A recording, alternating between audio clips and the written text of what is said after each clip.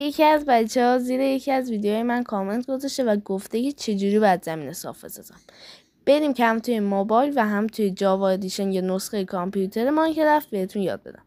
اول میریم سراغ ماینکرافت موبایل، پلی رو میزنیم که ناورد رو میزنیم و از قسمت گیم میایم پایین و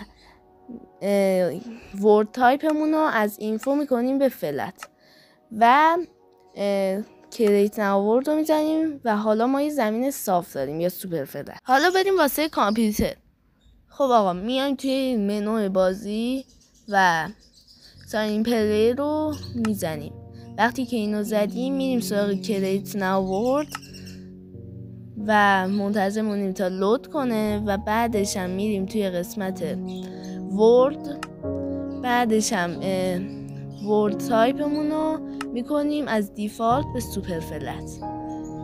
بعدش هم کریت ناورد رو میزنیم و منتظر میمونیم که لود بشه و اینم از یه زمین سوپر فلت.